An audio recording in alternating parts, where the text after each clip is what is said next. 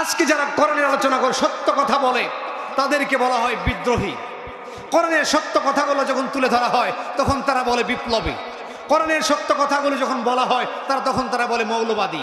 কোরআনের সত্য কথাগুলো যখন তুলে ধরা হয়, জিহাদের কথা যখন বলা হয়, ওরা বলে জঙ্গিবাদী। ঠিক কিনা বলেন? পুরো ভাই সব এই জন্য একটা গানে গানে আপনাদেরকে বলে দিতে চাই, তা হলো এই যে সত্যের গান গাই বলে আমি বিদ্রোহী, সত্যের পথে ডাকি বলে আমি বিপ্লবী। কোরআনের কথা বলি তাই বলে আমাকে মৌলবাদী, জিহাদের কথা বলি তাই বলে আমাকে জঙ্গিবাদী। ঠিক কিনা বলেন? এরকম শব্দ আছে না নাই? সত্যের গান গাই বলে আমি বিদ্রোহী, সত্যের পথে ডাকি বলে আমি বিপ্লবী। কোরআনের কথা বলি তাই বলে আমাকে মৌলবাদী, জিহাদের কথা বলি তাই বলে আমাকে জঙ্গিবাদী। কেন বিদ্রোহী, বিপ্লবী, মৌলবাদী, কেন আমি জঙ্গিবাদী? ঠিক কিনা? জন্মের পরে কানে আজান কি দেয়নি, তুমি মৌলবাদী ছাড়া হওনি। ঠিক কিনা? জন্মের পরে কানে আজান কি দেয়নি,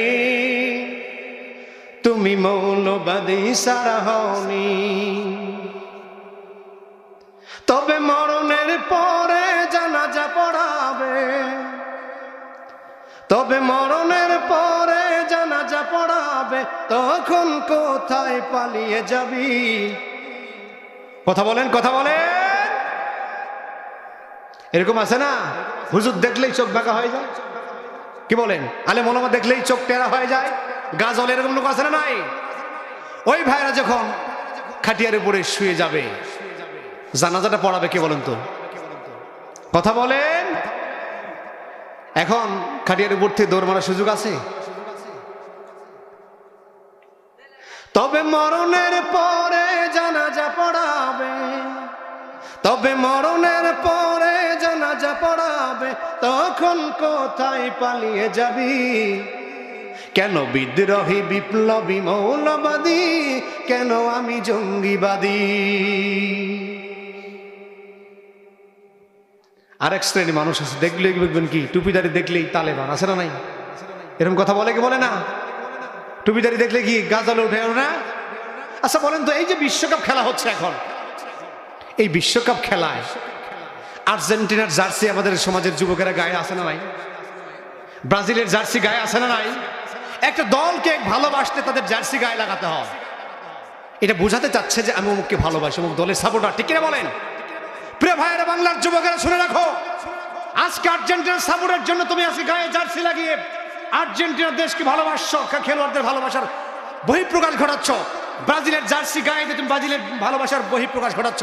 তুমি রসুলকে ভালোবাসে দাড়ি মুখে লাগাতে পারো না। ঠিক কিনা বলেন? দাড়ি রসুলের সুন্নত কিনা বলেন তো? টুপি লাগানো তার রসুলের সুন্নত কিনা?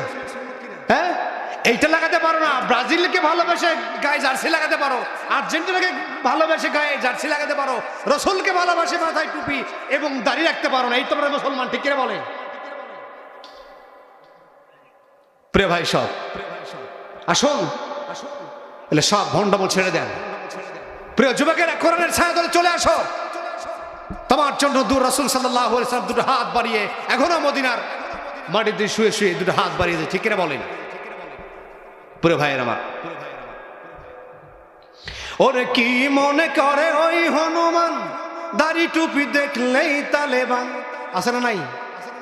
ওরে কি মনে করে ওই হনুমান, দাড়ি টুপি দেখলেই তালেবান।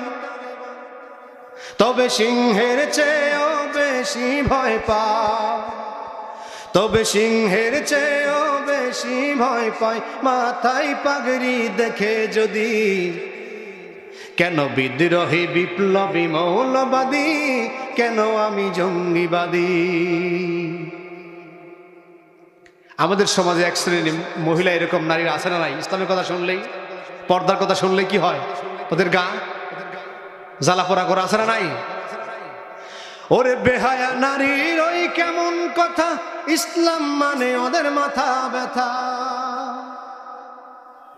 বেহায়া নারীর ওই কেমন কথা, ইসলাম মানে ওদের মাথা ব্যথা।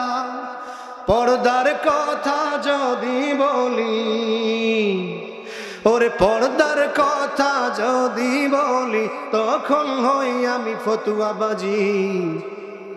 কেন বিদ্রোহী বিপ্লবী মৌলবাদী, কেন আমি জঙ্গিবাদী? সত্যের গান গাই বলে আমি বিদ্রোহী, সত্যের পথে ডাকি বলে আমি বিপ্লবী। কোরআনের পথে ডাকি তাই বলে আমাকে মৌলবাদী। জেহাদের কথা বলি তাই বলে আমাকে জঙ্গিবাদী। কেন বিদ্রোহী বিপ্লবী মৌলবাদী, কেন আমি জঙ্গিবাদী? কেন বিদ্রোহী বিপ্লবী মৌলবাদী, কেন আমি জঙ্গিবাদী? জোরে বলেন ঠিক কিনা? প্রভার আমার বিশ্ব নবী আলাইহিস সালাম যখন কোরআনের বাণীগুলো প্রচার শুরু করে দিলেন, তৎকালীন সমাজের মানুষগুলো তাকে পাগল বলল, কবি বলল। আসলে আমার নবী পাগলও ছিলেন না, কবিও ছিলেন না। জোরে বলেন ঠিক কিনা?